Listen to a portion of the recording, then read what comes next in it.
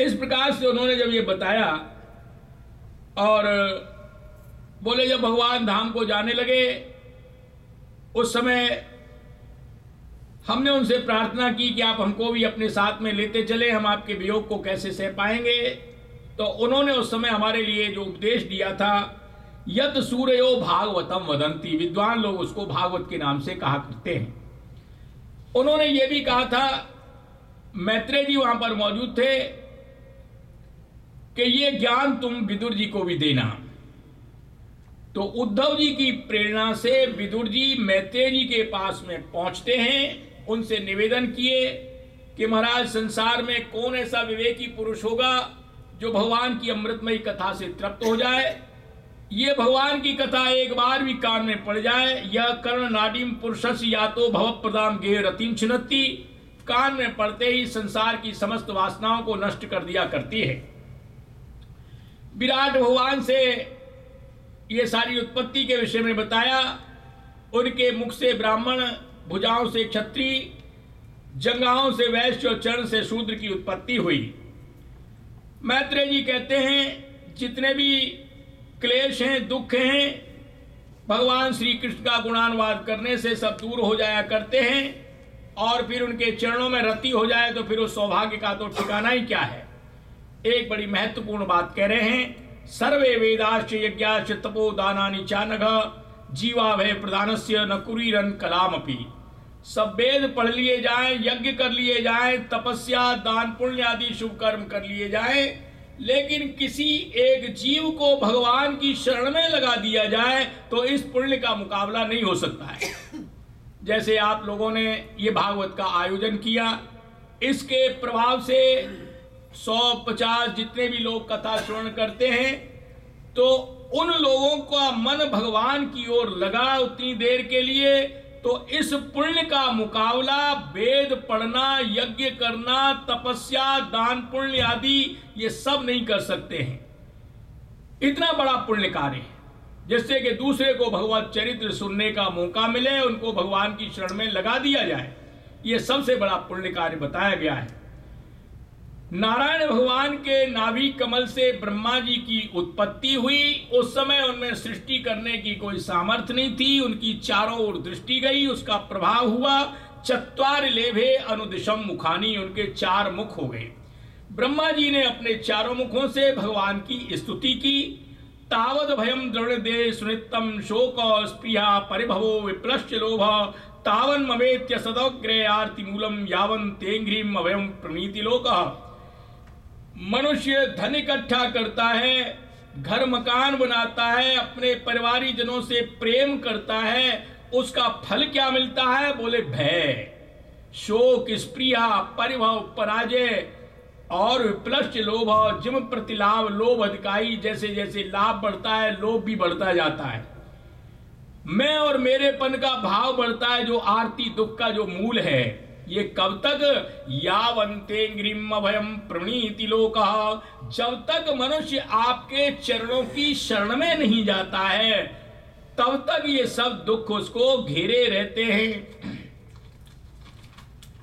ब्रह्मा जी की स्तुति से भगवान बड़े प्रसन्न हुए, उनको सृष्टि करने की सामर्थ्य प्राप्त हुई। इन्होंने महत्त्व, अहंकार, तन्मात्राएं, इंद्रियां, अधिष्ठात्री देवता, पंचपर्वा अविद्या की सृष्टि, ये 6 प्रकार की जो सृष्टि है ये प्राकृतिक सर्ग बोली जाती है। स्तर, त्रियग, मनुष्य, ये 3 प्रकार की सृष्टि वैकृतिक कहलाती है। सनत कुमारों की सृष्टि हुई जिसको प्राकृतिक और वैकृतिक दोनों प्रकार का कहा गया है। मनवंतरों का वर्णन करते हुए, काल का विभाजन करते हुए बता रहे हैं कि देखो, हर पदार्थ छोटे छोटे परमाणुओं से बना होता है। एक परमाणु को क्रॉस करने में जितनी सूर्य की किरणों को समय लगता है उसको परमाणु काल कहते हैं। जितने समय में सूर्यदेव इन 9 राशियों का उपभोग कर लेते हैं उसको काल वर्ष कहा जाता है। और परमाणु स्वतंत्र अवस्था में कभी नहीं रहता। ये छोटे छोटे परमाणु मिलकर के अणु बनाते हैं। 2 या 2 से अधिक परमाणु मिलकर एक अणु बनाते हैं। 3 अणु का एक त्रिश्रेणु, 3 त्रिश्रेणु का एक त्रुटि, 100 त्रुटि का एक वेद, 3 वेद का एक लव, 3 लव का एक निमेष, 3 निमेष का एक क्षण, 5 क्षण की एक काष्ठा, 15 काष्ठा का एक लघु, 15 लघु का एक दंड, जिसको एक घड़ी भी बोल देते हैं। इसमें 24 मिनट होते हैं। 2 घड़ी का एक मुहूर्त, तो 3 मुहूर्त का एक पहर, 4-4 पहर के दिन रात होते हैं। 15 दिन का एक पक्ष होता है, 2 महीने की एक ऋतु होती है, 6 महीने का एक अयन होता है, साल में 2 अयन होते हैं। ये 1 वर्ष की छोटी इकाइयों के विषय में बताया। अब इससे बड़ी इकाई के विषय में बता रहे हैं समय नापने के लिए। 4,32,000 वर्ष कलयुग में होते हैं। इसका दूना कर दिया जाए, 8,64,000 वर्ष का समय द्वापर में होता है। कलयुग का तिगुना 12,96,000 वर्ष त्रेता में, और इसका चौगुना 17,28,000 वर्ष ये सतयुग में होते हैं। चारों युगों में मिलाकर के 43,20,000 वर्ष होते हैं। और इस तरह से चारों युगों के समय को एक चौकड़ी कहा जाता है।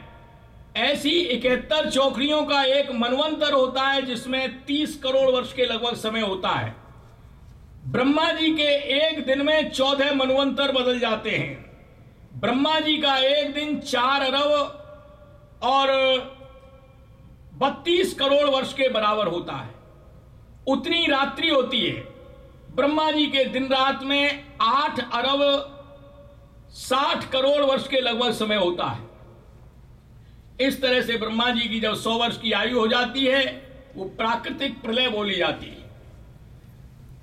अब आगे वर्णन कर रहे हैं। इधर